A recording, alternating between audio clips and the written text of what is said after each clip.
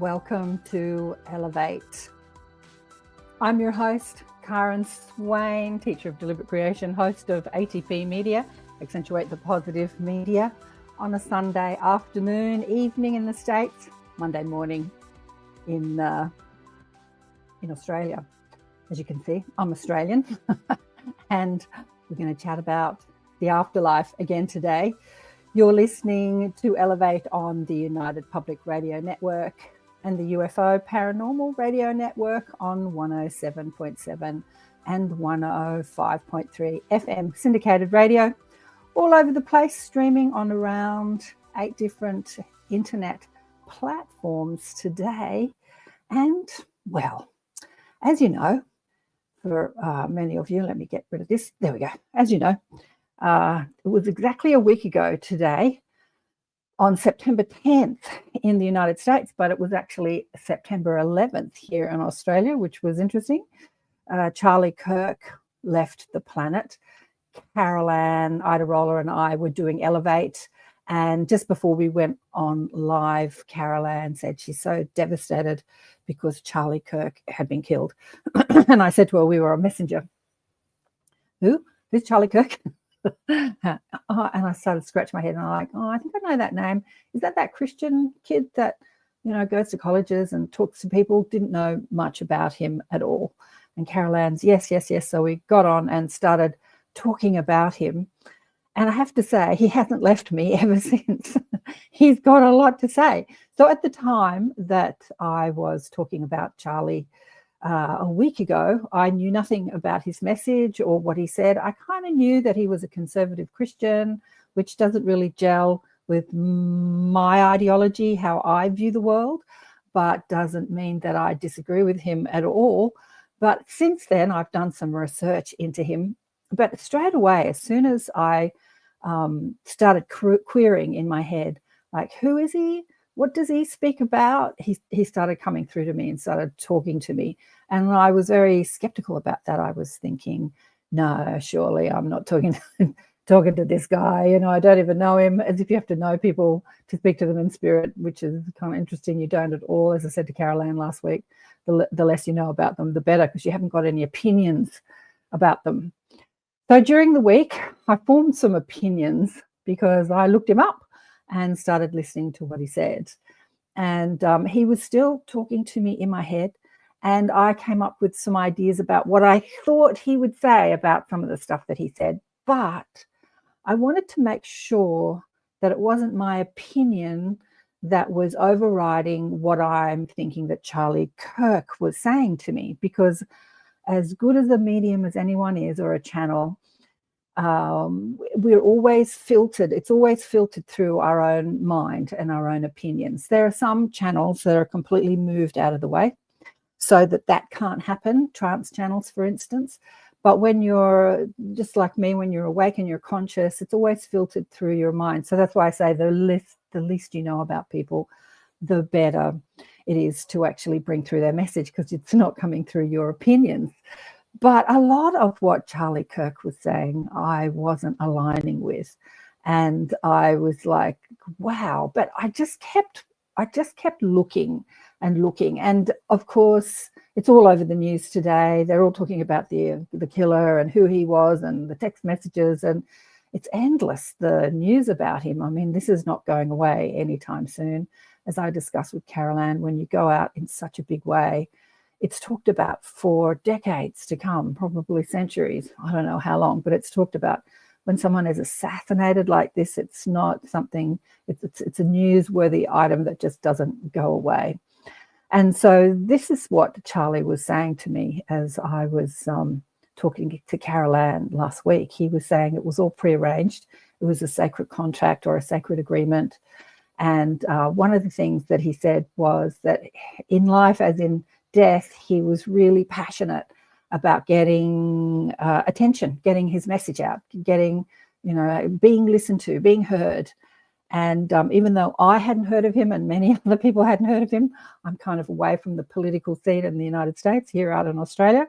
And I'm away from the conservative sort of Christian scene as well, being sort of someone that channels spirit and talks to spirit and talks about spirit guides. I don't think the Christians, come at that too easily.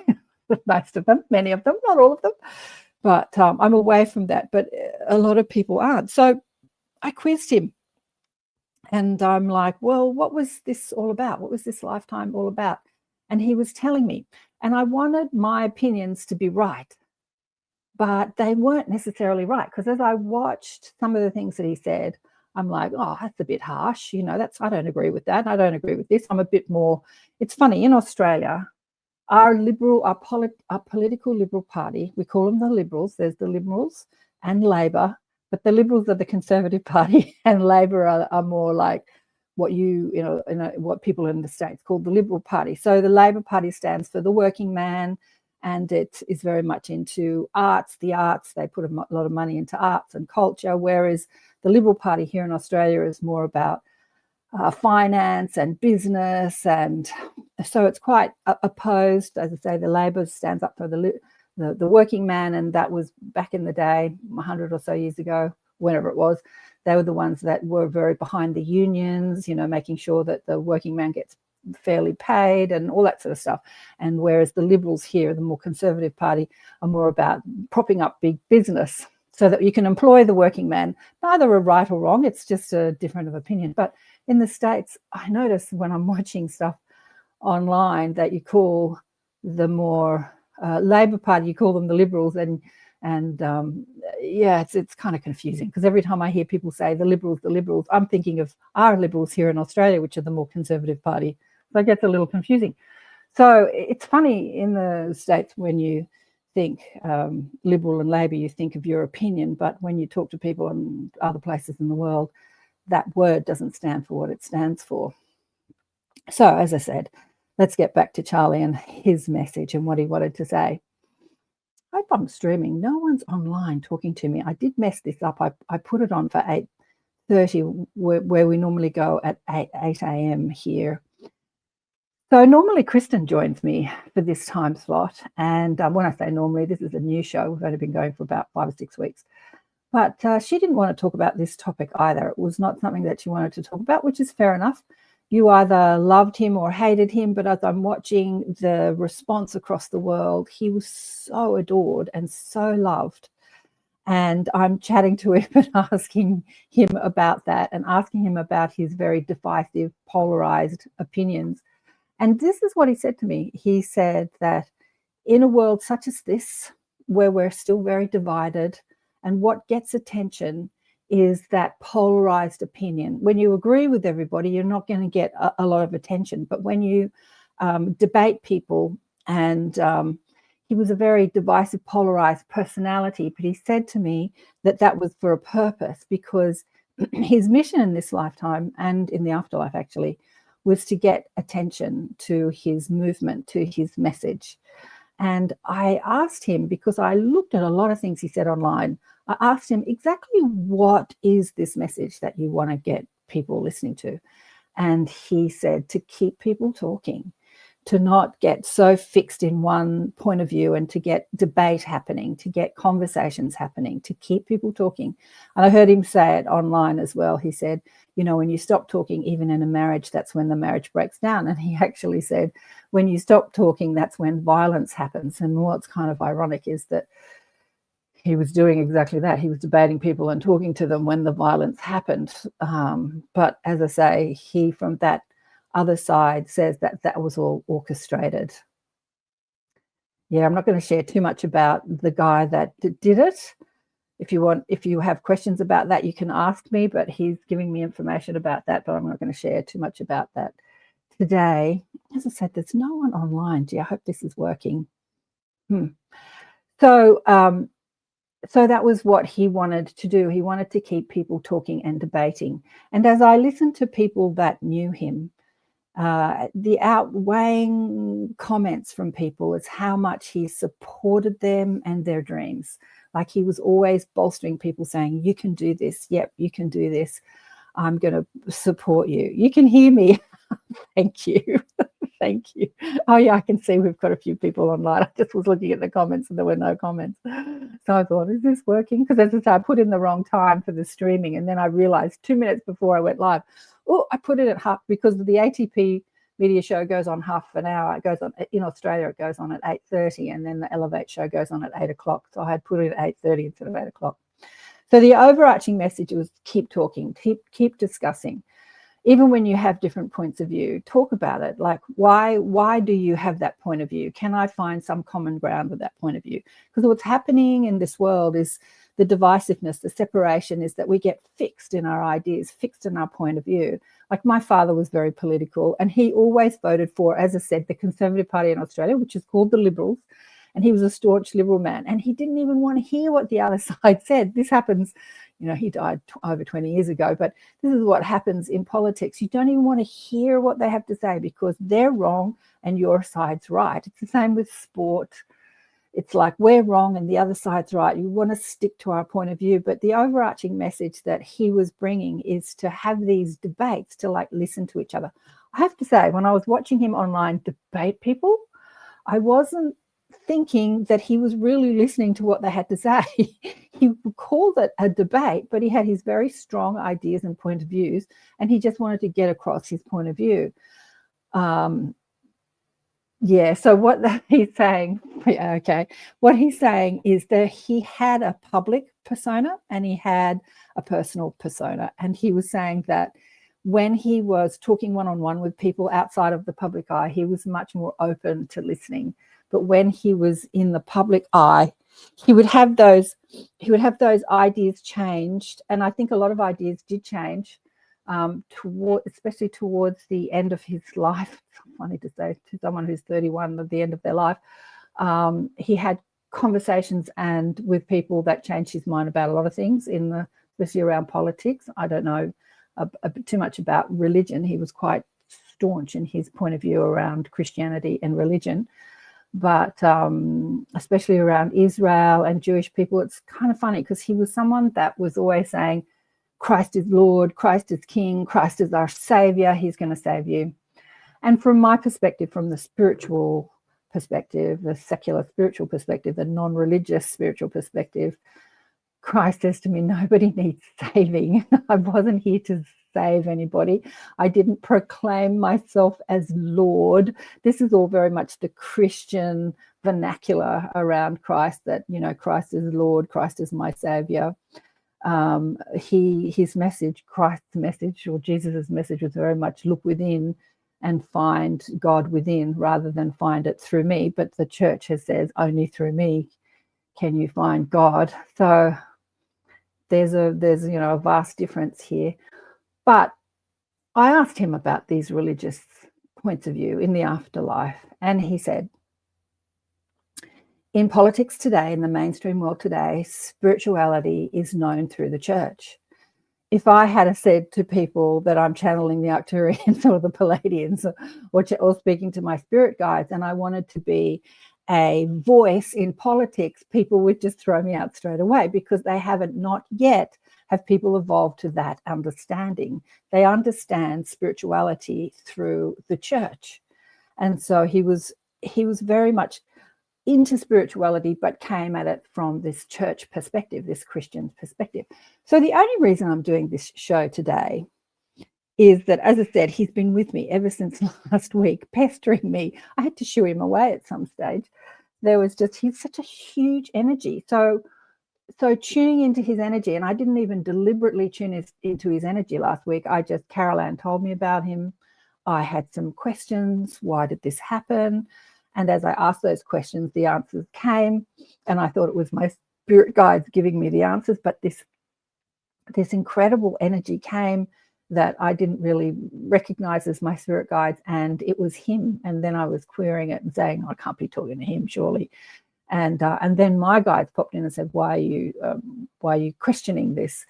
And so feeling his energy, it's just so huge. And I was thinking, like, why am I feeling the bigness of his energy? Like there's something more going on here than just a political activist, a conservative Christian that was killed.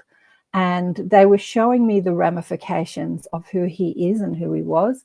and the way that he went out and how it will impact the world. It's one of those events that is going to change the world in a huge way, a bit like Martin Luther King being shot, or, we discussed last week, Diana, or September 11. It's funny that it happened around that same time. It's an event like September 11 that's going to change our world, some for the good and some for the bad, depending how you handle trauma. As we've discussed many times on the show, when you go through trauma in your life, it's not sent to punish you. It's sent to help you grow spiritually and to have you go look within and look for the answers within. And how can I be inside this? I've spoken to so many people, especially around grief. In my book, Awakened by Death, let me plug the book. Let me go to media. Where's media? In my book, Awakened by Death, I speak about a lot about how the death experience awakens people to their spiritual transformation or their spiritual journey. And one of the guys in the book, Dave Byron, is an Australian father whose daughter was killed in the Bali bombings. And he said to me, he didn't really have a spiritual awakening. He didn't call it that. But he said to me, after years of grieving and feeling so bad every day, he just couldn't live like that. And taking his life was not an option. He just could not live with the grief. So he made a deliberate decision to think differently. And he said every time he hit a negative thought, instead of grieving the loss of his daughter, he decided to remember a good thing about her that made her laugh. And he practiced that over time. It didn't happen straight away, but he practiced thinking differently until his world became bright again and life was joyous and he was happy and cracking jokes. When I met him at the memorial, actually, and he was standing up talking about this. And I was so impressed with what he said that I had to talk to him.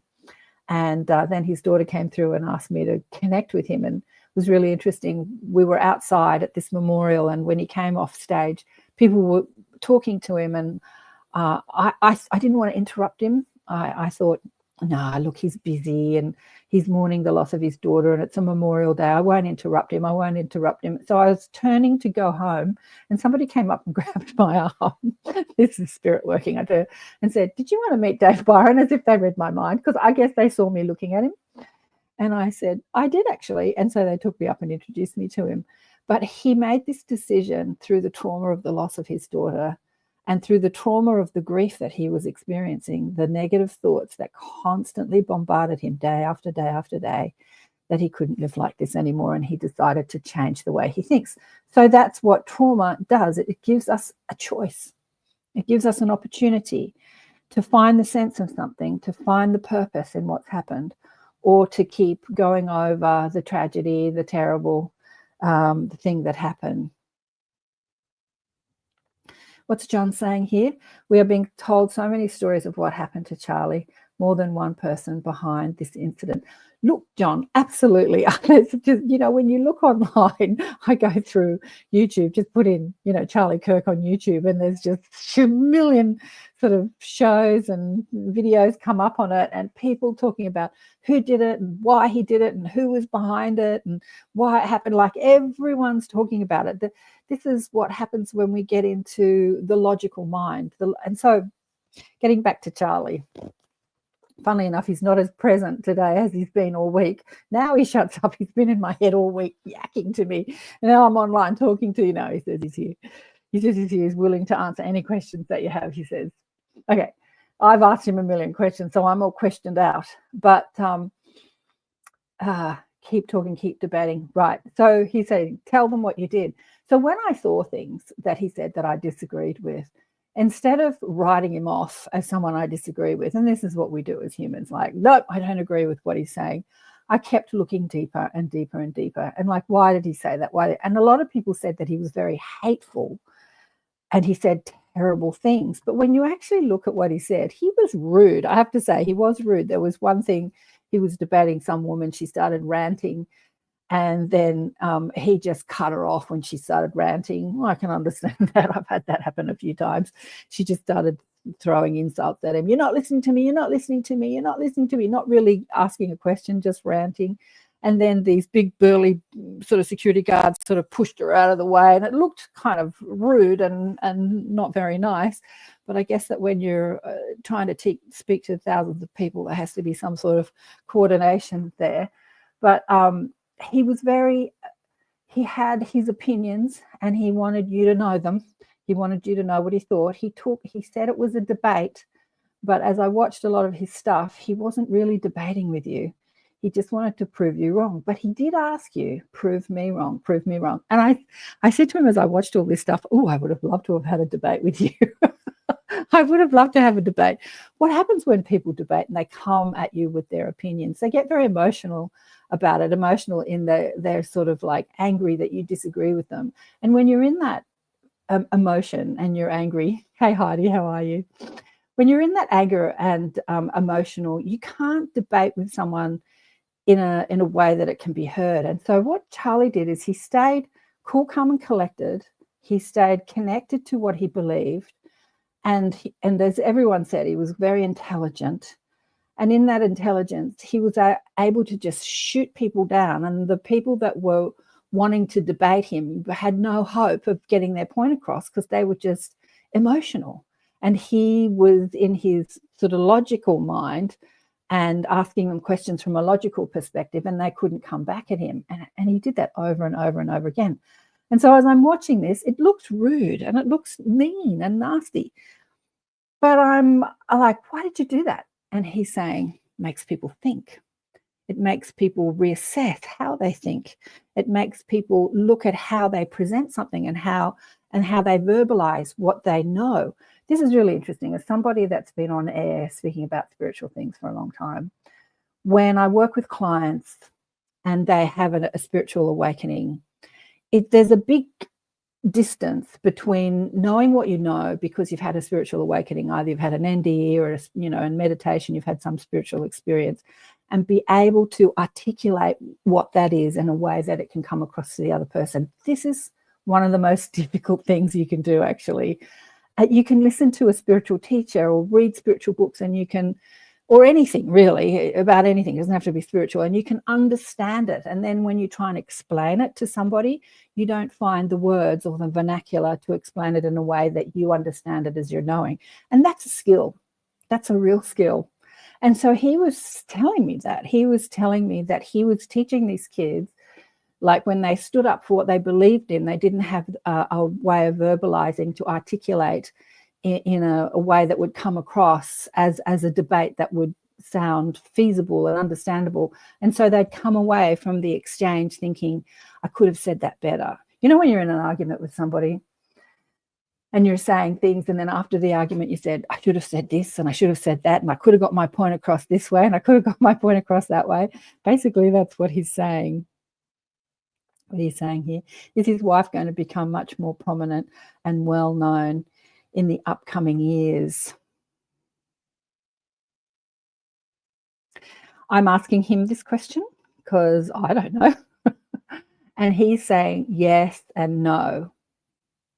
He's saying there's a fire underneath her at the moment, which will burn out for a while as she starts to think more about looking after herself and her children. And but basically, yes, this incident will affect her in ways that will be ongoing, ramifications that will be ongoing. But there is a fire underneath her at the moment where she wants to act from anger, but that will burn out. And then as it sort of simmers down and calms down, she'll get more into the domestic duties of looking after her children and looking after herself. She'll definitely a big force behind whatever, his team gets up to, whatever they do. One thing he does say to me, though, is that, he's not finished with this world, and he'll definitely be back. Let me have a look at what Isabella's saying here. Does Charlie still believe this? I think it's worth to have a cost of some gun deaths every single year so that you can have the Second Amendment to protect our other God-given rights to own guns. So I just got no straight away. he's saying to me, this is something that I argued with him about in spirit. I'm having that debate with him in spirit. I'm saying, is this just my opinion coming through, or is this really how you think now? And he said, he reminded me of the conversation I had with Prince after he died. So Prince, according to another medium, was the reincarnation of Saint Germain, which made perfect sense to me. Again, Prince was somebody I paid no attention to when he was alive. It was hard to ignore him because he was everywhere. And when I was growing up, his music was everywhere. But it was not something, I wasn't like a huge, like, raving fan. When he came out to Australia, actually not long before he died, I remember a girlfriend of mine said, oh, I went to the Prince conference. I'm like, concert. And I said, really? Why? Well, he wasn't something I was tuned into. And then when I spoke to him after he died, I realized he's like this ascended master, and he'd been reincarnated as many different amazing people on earth, one of them Saint Germain. And I'm like, whoa, really? And then when you look, Saint Germain's all about the purple flame, for those people in the spiritual community that understand the purple flame, Saint Germain. And Prince used to wear purple all the time and talk about purple rain. And he used to dress in the outfits that was the era that Saint Germain lived in. He used to have those sort of velvet long jackets and the frilly shirts and stuff like that.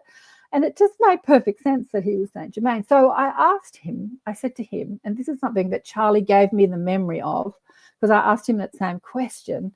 I said to Prince, if you're an ascended master here on earth, what was the thing that challenged you the most being human? And he said, the human ego.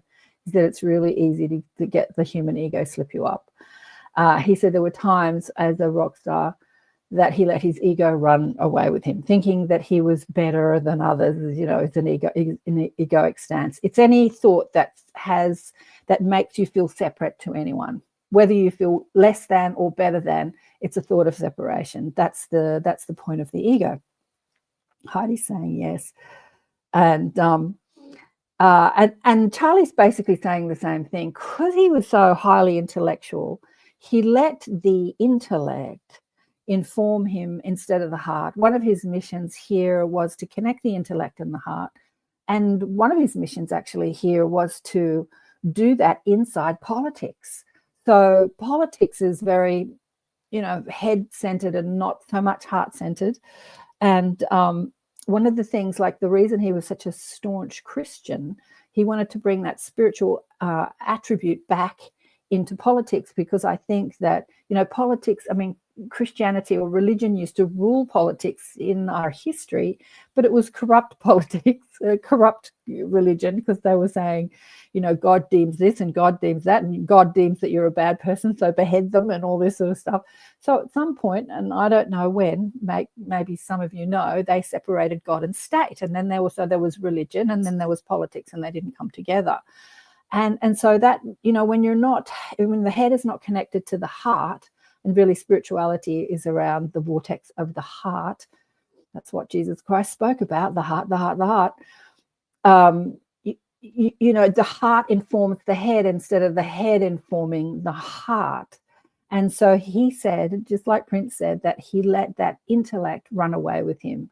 And when he had ideas, but he always said he was open to debate what he believed and to come back to the heart. That staunch Christian or religious ideas that he had always brought him back to the heart. He also told me that had he lived longer, he would have worked this out and been much more open and much more heart-centered in later years. But that wasn't his spiritual contract in this lifetime. But his spiritual contract was to bring spirituality back into politics. He did it in the form of religion.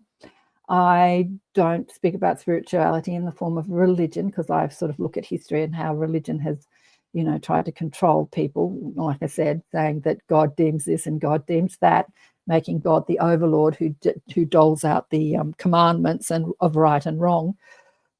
And when you speak to dead people, when you have NDEs, you realize that there's no overlord deeming out commandments of right and wrong. I know that Charlie was very much into his morality.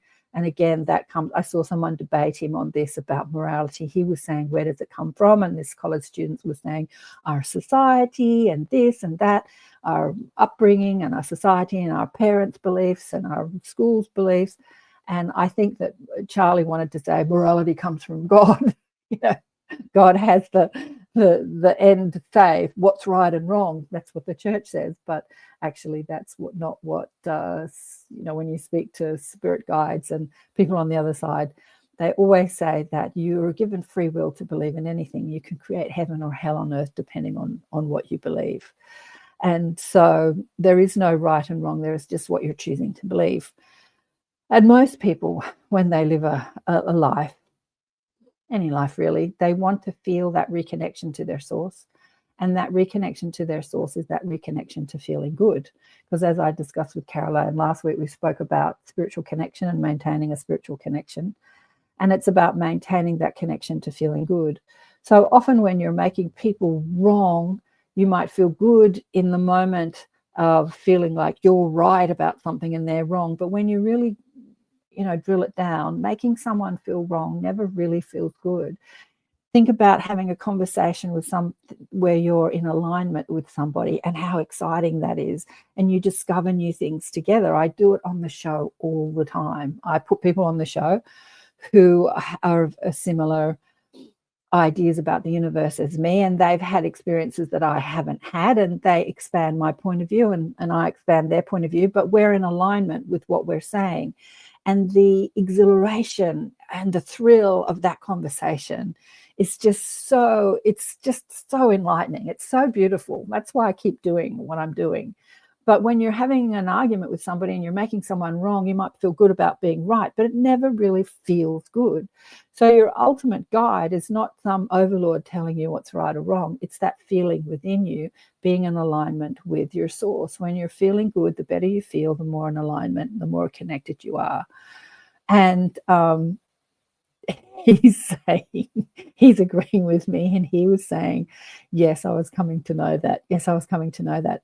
The overwhelming thing that I noticed online, rather than talking to him in spirit, was how much love people had for him that knew him personally, and how much respect they had for him. They said, he helped me do this. He helped me get my first job. He encouraged me to do what I liked. And the energy I feel from him, like him or hate him, is kind of like this father energy, as we understand fathering energy. It's like a nurturing, it's like somebody that's rooting for your dreams. I can't even describe what a fathering energy feels like, but it's this overarching protection, nurturing. He really held that sort of fathering energy, which was really interesting. Oh, I'm not looking at this. Heidi says that makes so much sense. I met Prince. What are you saying here? I met Prince way before he became famous. Did you? My mum's best friend's daughter's dated his drummer. Oh, there you go, Heidi. That's so cool. Yeah, Prince was amazing to talk to after he died. And I paid no attention to him when he was alive, but after he died, I'm like, whoa. And then I was like looking online, much like I'm doing with Charlie Kirk, looking online, like, who are you? Who are you? And listening to what people said. But I remember one guy who said that he lived with, he worked for Prince. And he said that people who lived in the house with him used to see him walking down the hall and they'd say, I'd swear he was floating. I swear I didn't see his feet touch the ground, which you can write off as like, they worshipped him. He could walk on water. He could do no wrong. He could walk on water. But when you spoke to his spirit and you realized how huge he was too, it's like, I believe these things. Is there anything he would like to say about President Trump from a spiritual perspective? Yeah, that's interesting. Okay, so what he's saying straight away is he's saying, like me, Trump has a job to do. Like him or hate him, everyone in history that is big like this, even Hitler had a job to do. Like him or hate him, most people hate him. Everyone has a job to do, but Trump has a job to do. I don't really know much about Trump's politics either. To tell you the truth, I can't really listen to him talk online. I don't love him and I don't hate him. I feel from that spiritual perspective, there's something going on that my logical perspective doesn't really understand, my human perspective doesn't understand, but it is big. And in history, we'll look back at this time and we'll say, this happened because of this incident, like things changed because of this incident. We are in this exponential shift in our world, moving, as I say, from that ego-centered opinionated, separate consciousness into a more unified consciousness, bringing the head into the heart, letting the heart inform the head instead of the head inform the heart. And there are people in place that are stirring up the world, stirring up people, creating chaos, that is helping people come back to their heart, because staying in their head is just too painful. A bit like what Dave Byron said to me, who was in my book, you know, staying in that judgment and that grief, being angry at the people that put the bomb in the nightclub that killed his daughter, and being angry at the terrorists, and staying in that this shouldn't happen, these are terrible people, staying in that judgment. It's just too painful. And you can't live with that pain. So you have to change yourself. You might not be able to change the terrorists, but you can change yourself. And so, as we've discussed on the show a lot of times, the chaos is ramping up in the world because it's bringing to the surface a lot of the hidden subconscious belief systems that the world has been running on. And a lot of them is, you know, a lot of those systems is that I'm separate to you, and if I feel separate to you, then you mean nothing to me. You know, like when I was talking to Carolann last week, and we were talking about Lady Diana, Princess Diana, when she died, I couldn't believe how many people were mourning, were so upset, emotionally upset about her death. And I had this thought, they didn't know her personally. Why are they so upset? And within 24 hours, I'm bawling my eyes out too. It was like this energy just caught me, and I was just crying and crying and crying. Everyone was crying, and somebody said it opened people's heart chakra of the world. Maybe it did, but, you know, is opening this heart chakra a sad thing? Does it mean that we have to cry, or can we come at more compassion with people, like listening to what people have to say instead of staying staunch in our point of view? So it's interesting that I'm just checking in with him. It's interesting that he was so staunch in his point of view, and yet he kept saying he wanted to discuss and debate people. He wanted to discuss and okay, he's reminding me that debate that he had, where he came at people with that intellect, with that sharp intellect, and he made people think, how can I get my point across in a more articulate way, really sort of help people think that way. He wasn't an advocate of college, and yet he was making kids on college campuses think in ways that many of the university professors were not. Because what happens when you go to school, you rote learning, right? You're not debating with, well, they're showing me that there are many kids that are debating, but it's not really the curriculum to sort of challenge the information you're given. You're just given information, and it's said, like, learn this is right, rather than saying, what do you think about this information? Do you think it's right or wrong? So this is something that Charlie was wanting college kids to do, was to think about something rather than just learn something. I think that you know, the LGBTQ plus community were angry at Charlie because he had these very Christian point of views and morality. But at the same time, what time is it? At the same time, as I was looking at him online this week, I saw him not make people wrong. There were many times when people accused him of being racist, and then he would introduce one of his best mates who was a black guy and said, this is like one of my best mates. What do you mean I'm racist? And so a lot of people had a lot of opinions about him that weren't necessarily right, because they just came at it from their own point of view. Once you decide something about somebody, and then you don't want your mind to be changed because you've decided that this person doesn't agree with what I agree with, so therefore they're wrong. And again, his message in all of this was just to keep thinking, keep diving in, keep looking. And that's what I did this week. When I saw things that I didn't agree with, I'm like, what else did he say? What else did he say? What else did he say? And yeah. And he says to me, again, I'm going to repeat this, that he polarized it because that polarization, that divisiveness created attention, and he wanted to attract attention. And boy, has he done that. I mean, God, you know, I don't even know who he was. And they're having these parades, and people are writing songs about him. I think I've seen at least a dozen songs online. People are writing songs about him. They'll make movies about him. It's like he was like this famous rock star. Kerry, though, almost seems like the name Turning Point has a new meaning now. Oh, what do you mean by that? I remember there was in Australia, there was I don't know if it still exists, a personal growth program called Turning Point, where you would go and look at yourself and start looking at, what you believed about yourself and having those that turning point. I think there's even a movie called Turning Point. What do you mean that Turning Point has a new meaning? I don't really know the politics behind Turning Point at all. I haven't gone that into it, but I'm asking Charlie now, and he is saying, he's basically reiterating what I said. The turning point is to let the heart inform the head rather than the head inform the heart. He said there were many times where he failed to do that, but he always came back to the heart. He always came back to the heart, and he always reassessed his opinions. Not all of them, he's saying, not all of them, but he was young. We've got a lifetime to do this. It's Charlie's nonprofit. It's called the Turning Point USA. Yeah, it's his nonprofit, but I actually don't really know what they stand for. Do you? I haven't looked about that. What he's just saying is turning people's opinions from feeling divided and separated to feeling more unified. And yet many people, when they talk about him, they say he was really a divisive figure. And because of his views, his Christian views and his political views, because he was very much on one side of the political camp, but he was willing to listen to the other side. This is something I've thought about many times.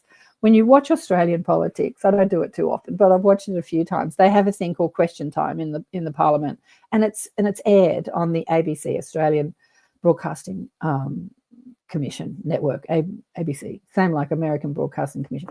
Anyway, it's aired, and you can watch it. And I've watched it a couple of times, maybe half a dozen times. And all I saw were people throwing out, just insulting, like across this room, this lovely decorated room, leather seats, all that sort of thing, like in parliaments, just slinging mud at each other. You're wrong, you're wrong, you're wrong. And I just think, how can politics, how can we evolve as a civilization if politicians just want to make the other side wrong? I mean, really, when you look into the future world, what we're looking at is politics starts to dissolve in the way that it operates now. And really that democratic not opinion, but idea, concept becomes more truthful. Today, we call this a democracy, but it's actually not a democracy. They just like you to think it's a democracy, so they create an appearance of a democracy, but it's not a democracy. But in the future, there will be a real democracy where there will be a group, a council of people that oversee the world, but it really listens to the people. And there is no one side or the other side. There is just a group of people that come together that listen to what the people want, and it's decided upon, but it really comes from a more spiritual perspective, a more unified perspective than what we've got today in our politics all over the world. I think Western politics, as corrupt as it is a lot less corrupt than East, like politicians across the world in Eastern countries. I don't know if you've seen the news in Nepal. Nepal's people have overthrown their government. They burnt down parliament. They kicked out the government because they were so corrupt. This has happened many times in small countries like Nepal, where governments have been overthrown by the people. The people are just unhappy about the corruption within the politics, because they said they started this new party years ago. I was listening to it the other day, and there was this group of people that were politicians, and they just were like getting all the wealth of the country, and all their kids were really wealthy, and they were living these lavish lifestyles, and then the people of the land got really angry because the politicians were rich and their children were rich and their friends were rich, and they just got so angry that they just burnt down the government and they kicked them out. I mean, because it was so corrupt. So when you look at Western politics, maybe it is as corrupt as the Eastern politics. Who knows? I don't know. I did meet a politician in 2020 who talked about career politicians versus real politicians. And I said, tell me about that. And she said, oh, most people go into politics because it's a career and they're going to make a lot of money and they're going to get a lot of status.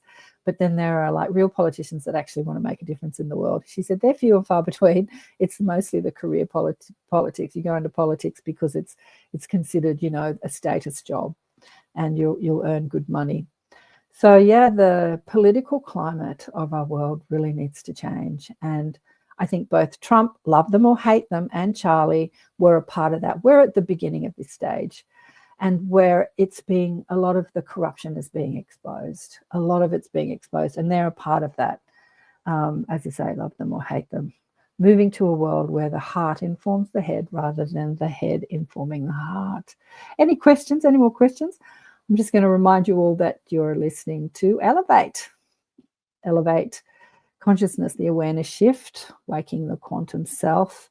And we are chatting about Charlie Kirk. I said I was going to chat about Robert as well on the United Public Radio Network and the UFO Paranormal Radio Network, syndicated radio on 107.7 and 105.3 FM. Through the Gulf Coast and New Orleans and all over the place. We're on 8 platforms today. Robert Redford has just left the planet. He has not, I have to say, he has not come through as clearly as Charlie did. But I did have a little bit of a chat just before I went live, and I connected with him and I got him. Not as strongly, but I got him. And I said, what would you like to say? And he said his activism and his political stance was more important to him than his acting career. When you look online, everyone's going to show you how handsome he is and talk about what movies he was in and talk about what movie stars what leading ladies he worked with. And all the leading ladies are going to talk about how it was to work with Robert Redford and how it was to get, that will be the conversation that we're focused on. And he wants to say that he was much more passionate about his activism and his political stance. I don't really know what his politics was. He was probably conservative too, but he was very passionate about climate change. Some people say there's no such thing as climate change.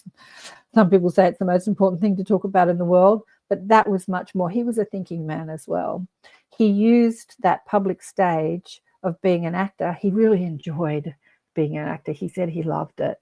He was like the thinking man's actor.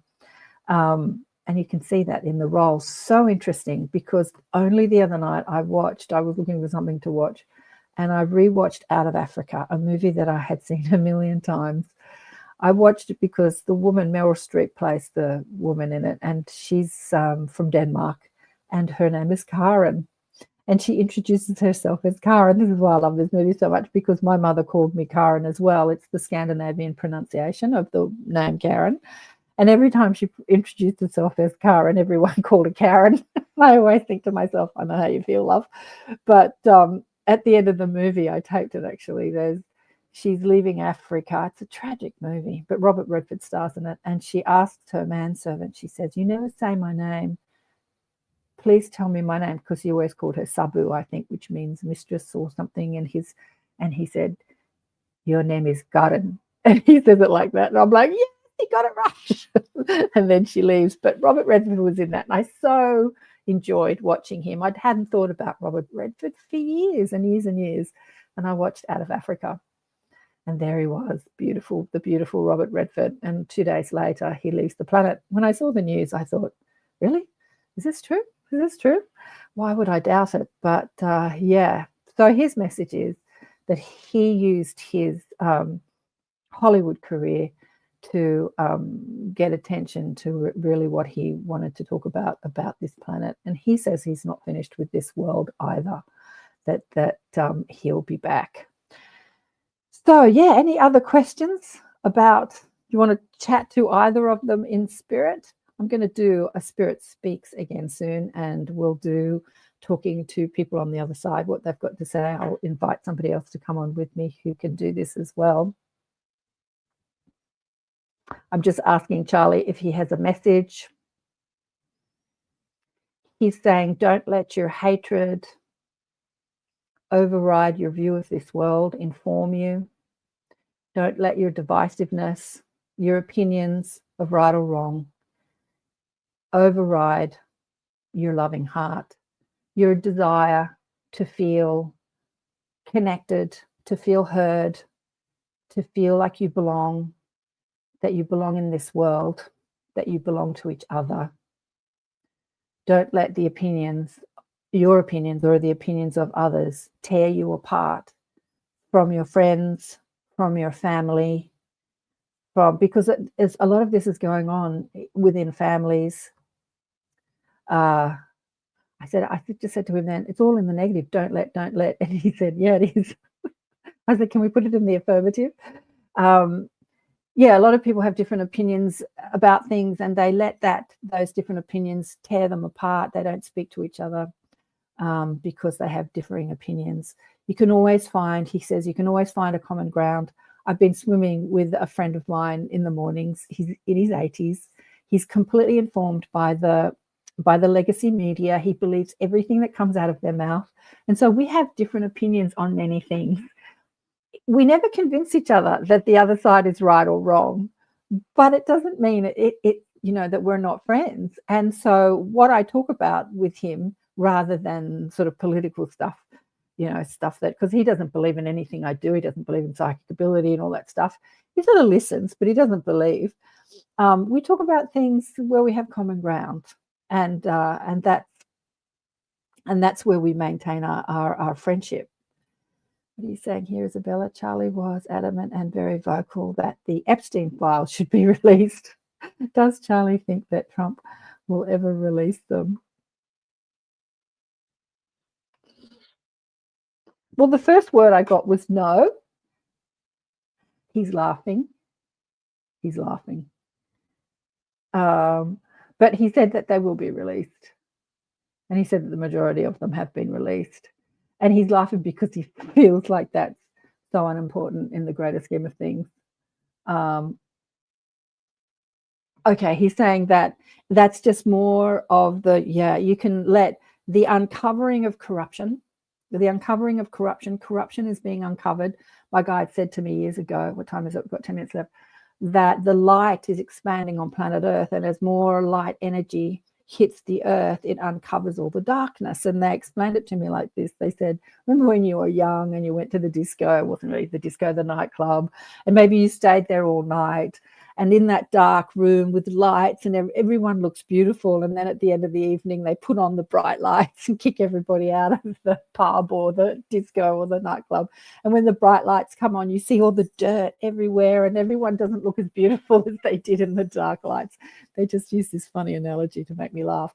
They said it's a bit like that. It's like when the lights are turned up, you get to see all the dirt, and nothing looks as beautiful when the lights are really bright. And they're saying that this is that's what's happening on planet Earth now. A lot of things are being revealed, so we can get focused on the corruption and be into that's terrible and that's awful and this is good and bad, or we can get focused on how the light is illuminating this world. We can't let go of corruption until we see it, because when it's covert and hidden and it doesn't exist, it doesn't go away. It has to come to the light to leave.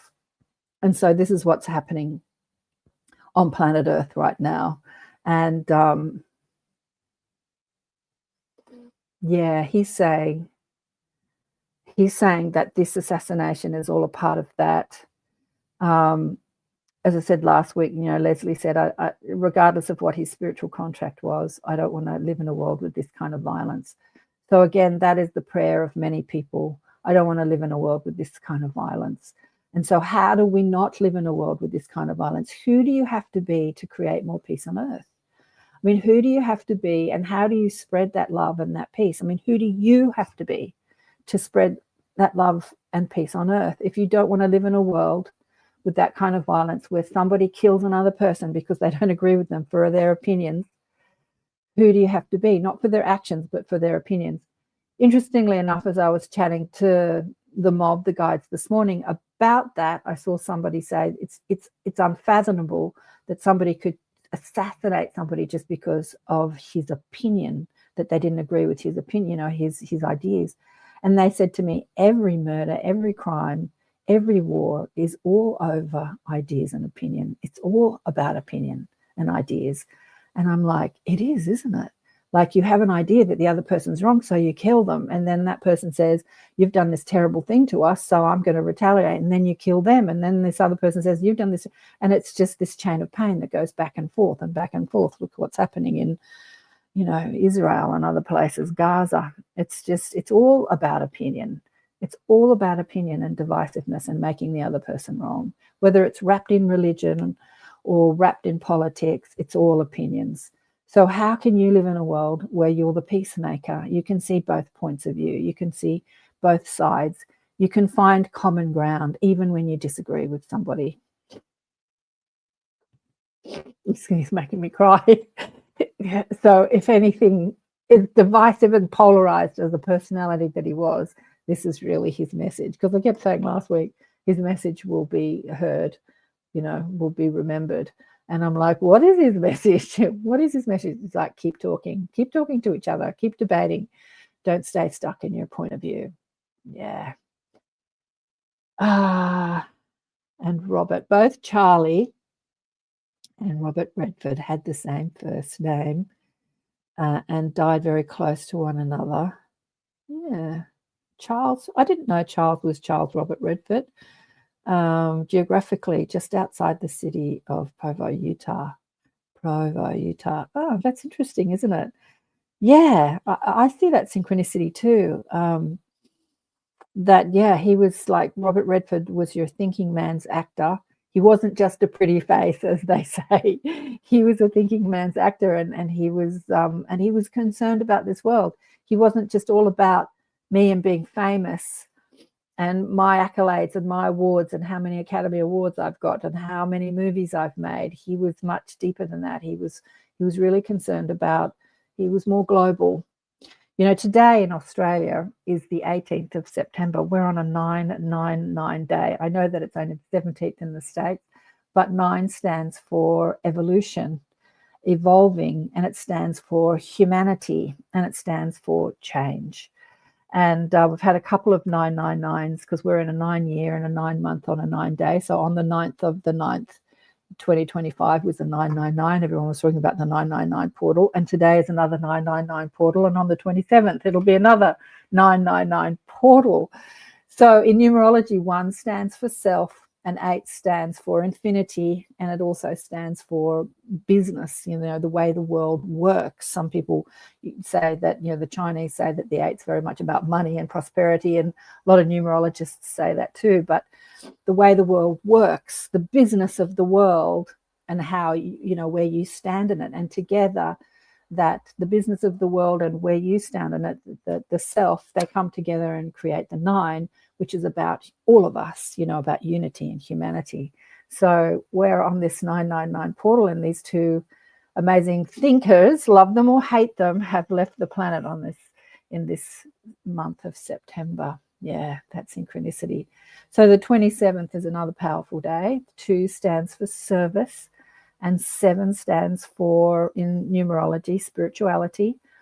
And the 2 and the 7 come together and they create the 9. So on the 27th, it's like, how do you serve humanity through your spirituality? How are you serving humanity through your spirituality? What is it? Okay, so I'm being given, what I'm saying is this, you, Charlie, they're saying there's a mob, there's a group of us here being given to ask you 2 minutes to go, to ask the people that are listening to this, both of the recording and the live, to go and find someone that you've had a disagreement with and to mend those bridges, be it with a friend or a relative or a neighbor or anyone you know, and to find a common ground. Yeah, to create that unity where you've had division. I did this years ago when I was in my 30s. I was fighting with my ex-husband, I was fighting with my brother, and I was fighting with my father. And I did this personal growth course, and it asked us to clean up all the messes that we've made in our life.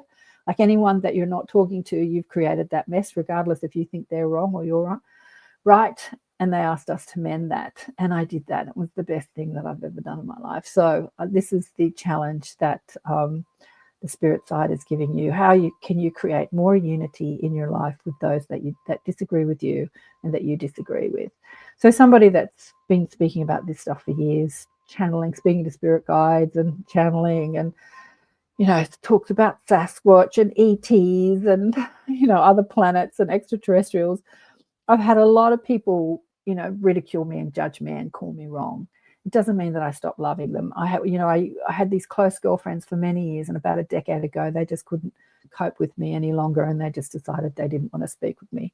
Some of them I still speak with. I bring up every now and then, and there's a lot of love still there. But we speak about common ground, time to go. We speak about family. We speak about, kids and all that sort of thing. Thank you, darling. What an amazing final message. Yeah, it is. Thank you. Thank you for listening. And I hope that you can find the beauty in this horrific incidents, because that's the message that's come through. Where can you find common ground with people that you disagree with? Big love to all of you. And coming up on ATP, we're going to talk ETs this Sunday evening, Monday morning in Australia, Sunday evening, 6:30 p.m. Eastern Time, 3:30 p.m. Pacific Time. We're going to talk the Ponti, who are ETs that have been living on Earth and been visiting Earth since before humans were here. And we're going to speak to a couple of people who are in direct communication with them. And so that's coming up on ATP. Big love to all of you. Thanks for listening. Bye for now.